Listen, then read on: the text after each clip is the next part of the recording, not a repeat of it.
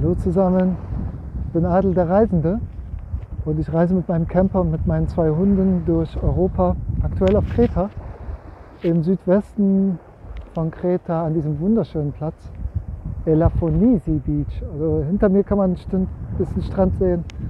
So aus.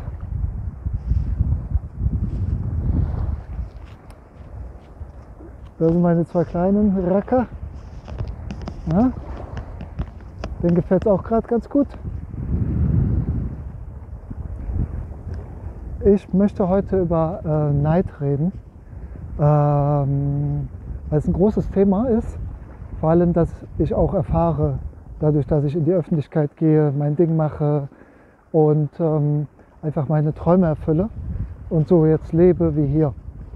Und natürlich ist das beneidenswert. Es gibt Menschen, die beneiden mich dafür. Die sagen das sogar. Ich beneide dich. Ich weiß, dass sie das nicht so meinen, aber dann sage ich, ja, bitte beneide mich nicht, weil ich habe genug Neider. Es gibt da schönere Wörter wie ich bewundere das, was du machst oder so. Ja? Oder ich bin begeistert von deinem neuen Leben oder sowas. Ja.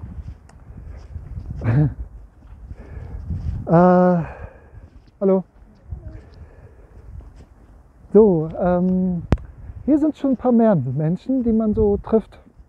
Aber das sind so Tagestouristen oder auch ein paar Camper habe ich jetzt schon kennengelernt. Also das ist auf jeden Fall ein Touristenanziehungspunkt. Das ist jetzt kein Platz, wo ich jetzt im Hochsommer sein möchte, wo dann alles voll ist. Bis zum letzten Zipfel jeder Strandabschnitt und Menschen. Gut, also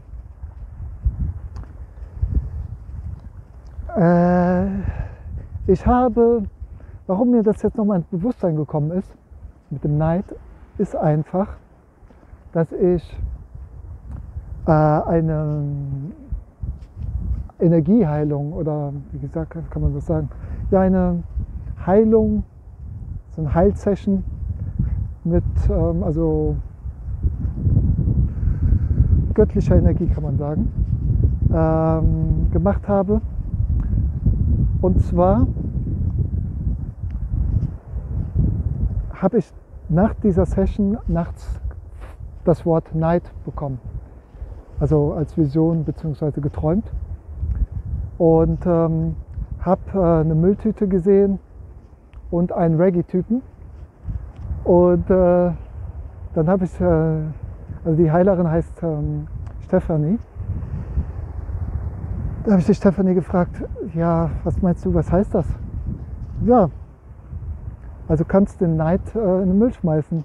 Ist jetzt damit abgelöst. Ne? Also ich habe energetisch Neid in meinem System quasi gehabt und das mich dann halt belastet hat. Und ich habe dann, ja, das sind Energiesauger, kann man sagen. Und dann habe ich diese Energie losgelassen durch diese Heilsession. Das wurde mir durch die Vision bestätigt. Also, das hier ist ein wunderschöner Strand. Ich muss auch gerade zeigen. Teilweise rosa Sand.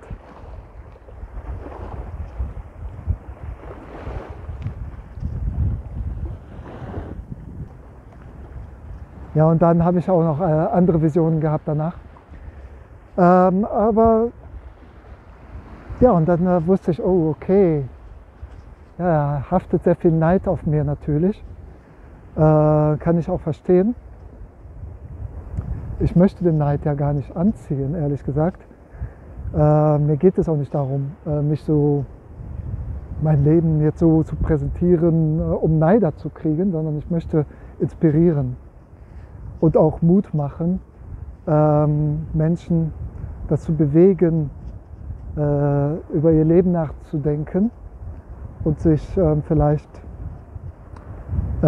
ja, von mir inspirieren zu lassen, was Ähnliches zu machen oder sich zu verändern in ihrem Leben, sodass sie ihre Träume erfüllen.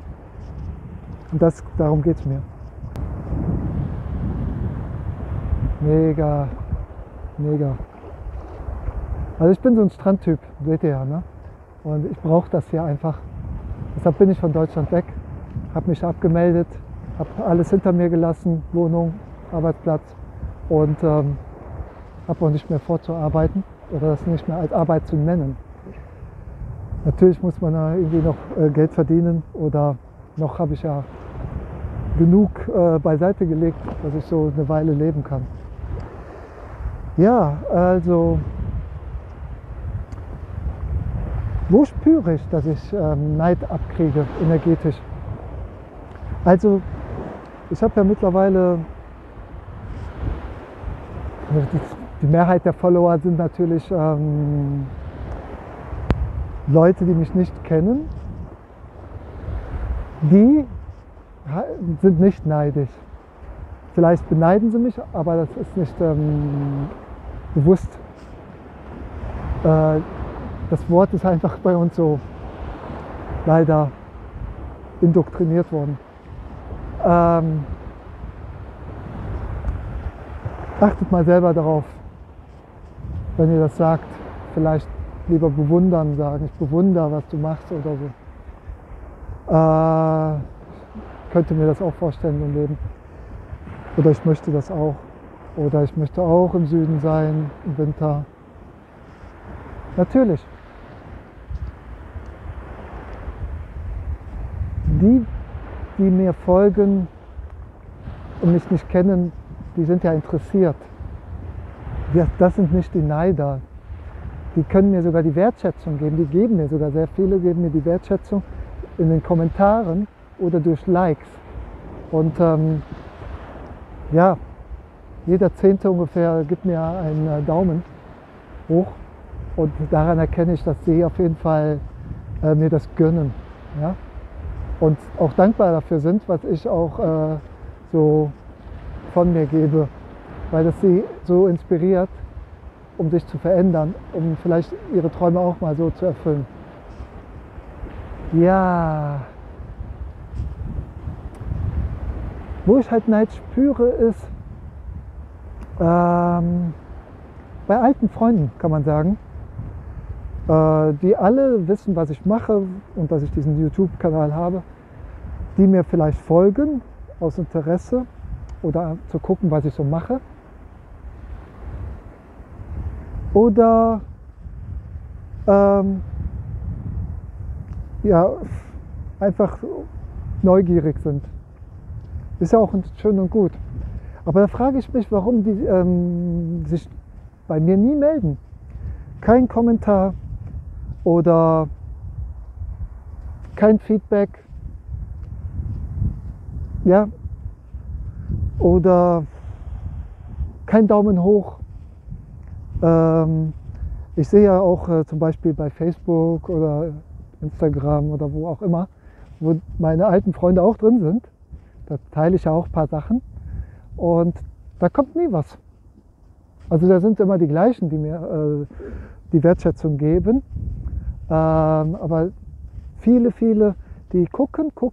Ne? Also vielleicht guckst du jetzt hier auch zu.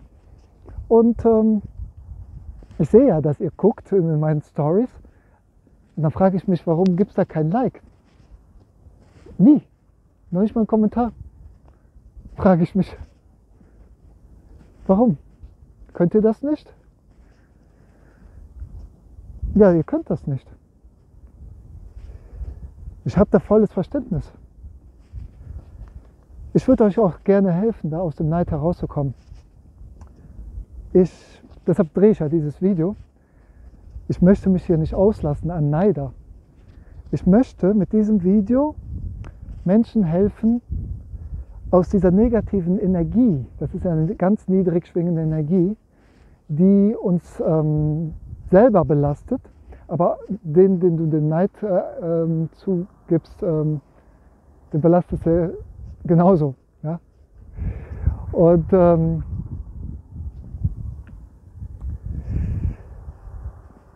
ja, hast du dich schon mal gefragt, woher der Neid kommt?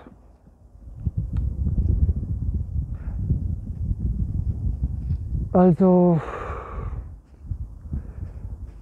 bevor ich weiterrede, also ich möchte nicht nur Neidern helfen, sondern ich möchte auch den Beneideten.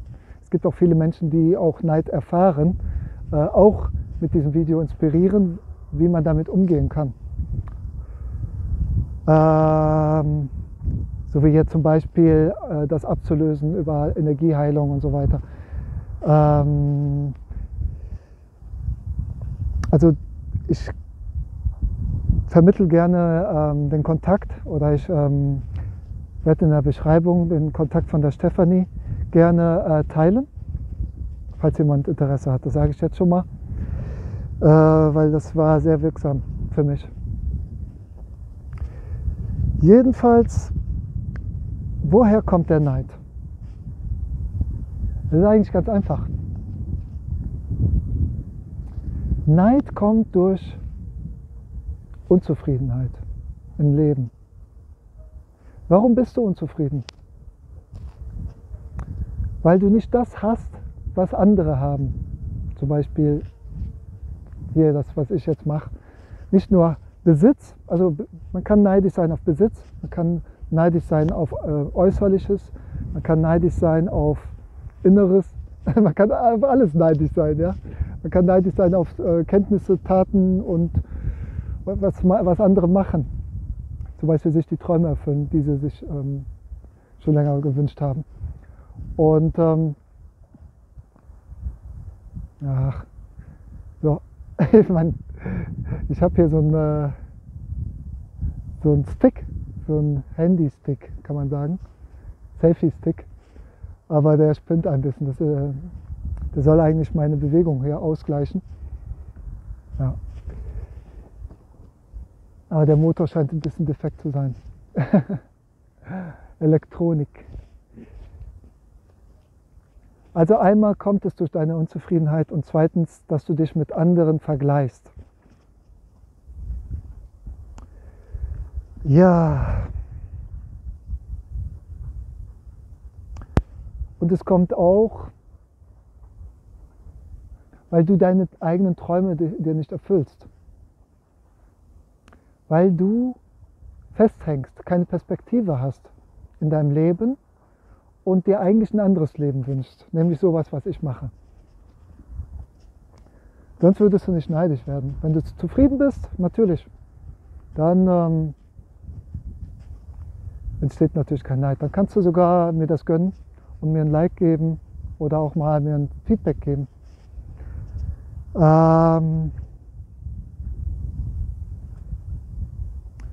Wie komme ich darauf, dass das Neid ist? Das ist eine Unterstellung. Also es wird nicht immer Neid sein. Es gibt Menschen, die erscheinen halt nicht gerne, die haben Angst wegen Datenschutz oder so, wenn sie einen Kommentar absetzen, dass sie dann auf einmal für ewig und immer im Internet da stehen. Das stimmt, ja. Ja und? Da steht dann dein Name. Oder, keine Ahnung. Aber es gibt natürlich auch Menschen, die können einfach nicht da draufklicken auf den Daumen. Die können es einem nicht gönnen.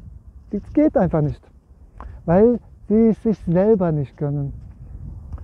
Das ist einfach das Gesetz. Wenn du es dir selber nicht gönnst, dann kannst du es anderen nicht gönnen. Deshalb ist es so wichtig, in die Selbstliebe zu kommen, dass man Dinge macht für sich seine Träume erfüllt, zu sich steht und auch an deinem Selbstbewusstsein arbeitet. Oder an deinem Bewusstsein, kann man auch sagen. Aber das Selbstbewusstsein spielt auch eine ganz große Rolle beim Neid, weil Neid ist einfach ein Problem der Selbstwertschätzung, Mangel an Selbstliebe und ja, Mangel an Selbstvertrauen. Also Minderwertigkeitskomplexe kann man ganz krass sagen. Es ist schade, dass es so viele Menschen gibt, die das haben, weil dann laufen sie immer mit dieser negativen Energie herum Und womöglich reden sie auch noch schlecht über andere und bringen diese Energie auch noch weiter, verbreiten das. Okay, was kannst du machen, um aus dem Neid herauszukommen? Ja? Erstmal ist es ganz wichtig, das zu erkennen, dass du ein Problem hast und nicht der andere. Du musst erkennen, dass der Neid an dir liegt. Du hast die Macht, das zu verändern und nicht der andere. Der andere muss sich nicht für dich verstellen, damit du nicht neidisch wirst.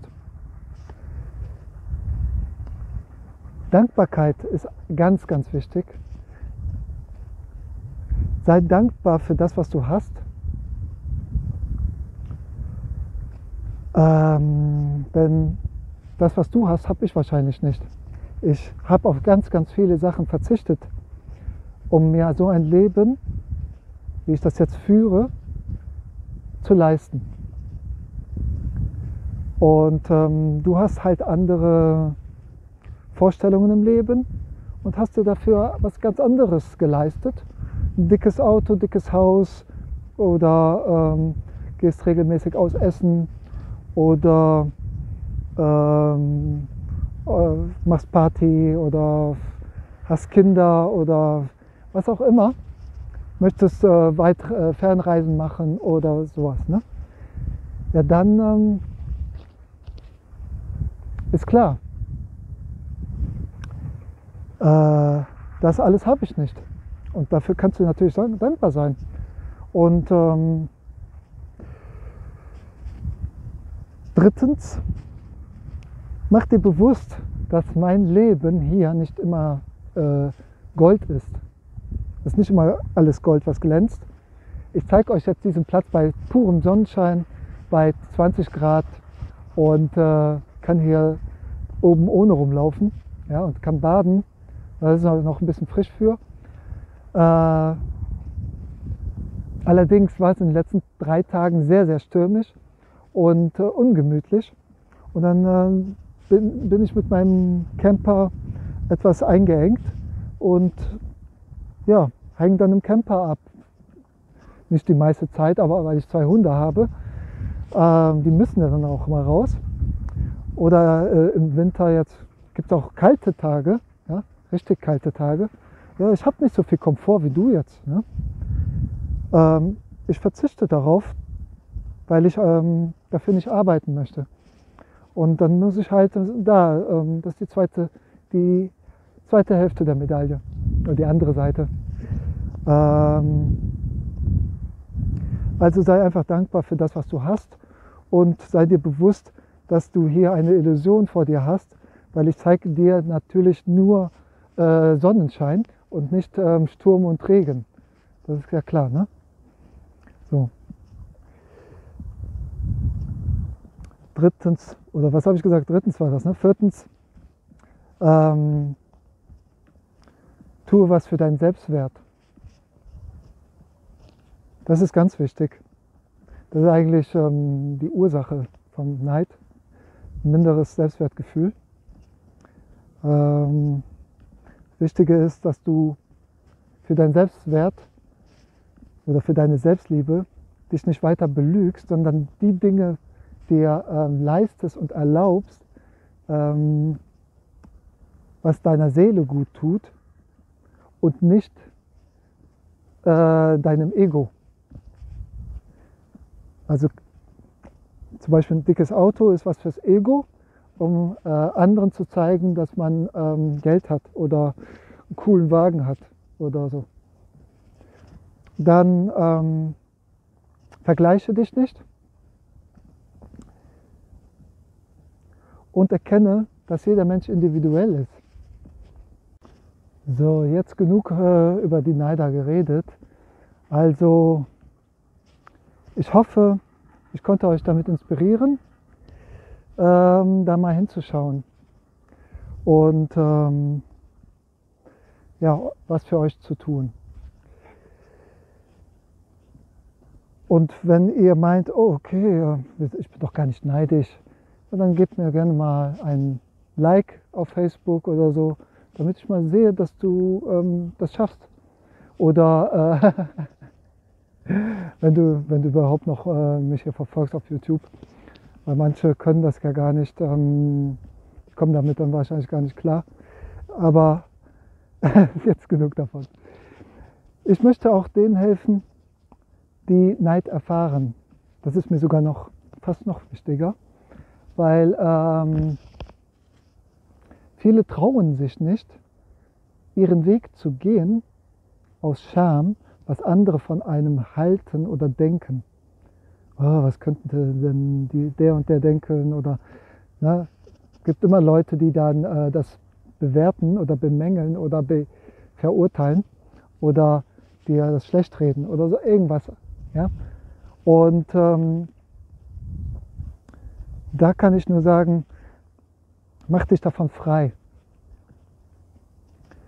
Ich habe ja schon mal über das Thema auch geredet, Selbstliebe und Trennungsangst, wie ich das gelöst habe oder dass ich das gelöst habe. Und dadurch, dass ich keine Angst mehr habe, mich von Menschen zu trennen, beziehungsweise getrennt zu werden, also dass ich verlassen werde oder dass Menschen sich von mir distanzieren. Warum? Woher kommt das? Weil ich in die Selbstliebe gekommen bin. Es hat nichts mit Selbstverliebtsein zu tun, vom Ego, sondern ich stehe zu mir, zu meinen Träumen, zu meinem Leben und ich bin der Schöpfer meiner eigenen Realität, meines Lebens. Ich bestimme, was ich in meinem Leben erfahre und wie ich mein Leben lebe. Ja? Unabhängig von allen anderen Erwartungen.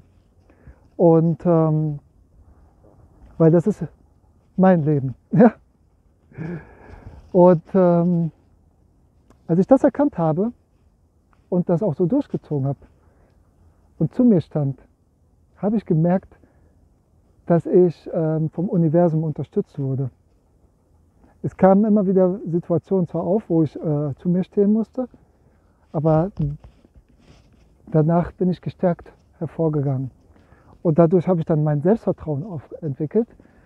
In den letzten paar Monaten oder Jahr, 2 Jahren kann man sagen. Vorher war ich ein ganz anderer Mensch.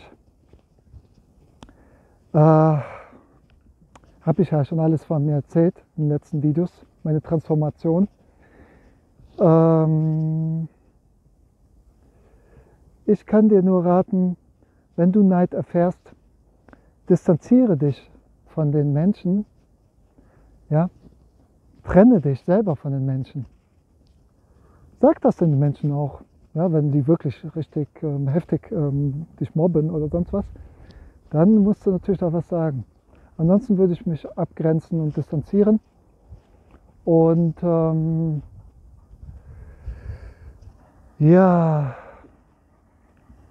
zu dir stehen, deine Wünsche erfüllen und in die Selbstliebe kommen, Selbstvertrauen. Weil wenn du das alles hast, dann schwingst du einfach höher und mit dieser hohen Schwingung der Selbstliebe bist du auf einem ganz anderen Level, dass dich diese niedrigen Schwingungen wie Hass und Neid oder Missgunst gar nicht erreichen können, weil das auf einer anderen Ebene schwingt. Das ist das Gesetz der Resonanz. Es kann da keine Resonanz nämlich geben, wenn 2 verschiedene Frequenzen schwingen. Dann gibt es keine Resonanz. Das ist wie bei einer Stimmgabel.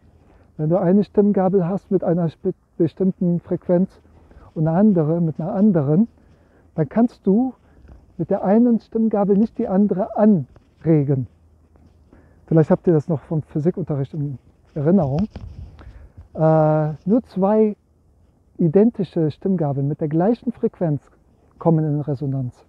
Das heißt, wenn du die eine anschwingst, die macht dann einen Ton und dann hältst du die an der anderen und die schwingt dann mit und macht dann auch den Ton, den gleichen. Dann ist man quasi auf einer Wellenlänge und dann gibt es da auch kein Neid. Ja, also ganz wichtig ist vor allem, sei du selbst. Verstelle dich nicht für die anderen, weil du denkst, du würdest Neid erfahren oder die würden damit nicht klarkommen. Das ist deren Problem. Ja? Mach dein Ding, erfüll dir deine Träume und lebe dein Leben. Das ist nur dein Leben und nicht das der anderen. Und es kommen dann Menschen in dein Leben, die dir das gönnen, die dir Wertschätzung geben, die dir, so wie jetzt bei mir, ne? Ich erfahre die krasseste Wertschätzung meines Lebens durch diesen YouTube-Kanal, weil ich das jetzt hier mache und weil ich einfach zu mir jetzt stehe und mein Ding mache und das auch anderen weitergebe. Und die Menschen sind sehr dankbar dafür, vor allem die, die sich das anschauen, die an sich selber arbeiten möchten vom Bewusstsein. Und ja, solche Menschen ziehe ich jetzt quasi an. Und die anderen habe ich mehr und mehr abgestoßen und die passen nicht mehr in mein Leben. Und deshalb bin ich auch nicht traurig darüber, wenn wir uns voneinander distanzieren, weil ich habe genug Kontakte oder Freunde. Also für mich seid ihr alle meine Freunde, Brüder und Schwestern. Und ich habe hier auch schon einige wieder kennengelernt, sehr nette Menschen. Also ja, ich komme sowieso nicht mehr nach Deutschland, wahrscheinlich. Deshalb die anderen Menschen sind mir, also das ist halt der Zug des Lebens. Die steigen aus und neue steigen ein im Zug des Lebens. Und deshalb sollte man auch loslassen können. Einfach loslassen. Und selbst wenn es innerhalb der Familie ist, da kann man genauso loslassen. Ja. Das ist eigentlich alles, was ich dazu sagen möchte. Muss ja auch nicht immer ein langes Video sein. Ich zeige euch noch mal hier einen letzten Blick, den tollen Strand. Und dann gehe ich jetzt gleich zum Camper. Ich zeige euch mal hier den Platz, wo wir stehen. Also das ist das andere Camperpärchen, die ich vorhin kennengelernt habe. Und ich stehe ein bisschen weiter oben jetzt. Wo stehe ich? Da oben der rote. Schön in der Natur. Ja. Also auf der Straße natürlich, nicht in den Dünen. Sieht jetzt so aus. Und ja, ich wünsche euch auf jeden Fall einen schönen Nachmittag oder Tag, wann auch immer ihr das Video seht, den Abend. Und bis zum nächsten Video. Und freue mich über Likes und Kommentare. Kommt aus euch heraus. Also ich freue mich.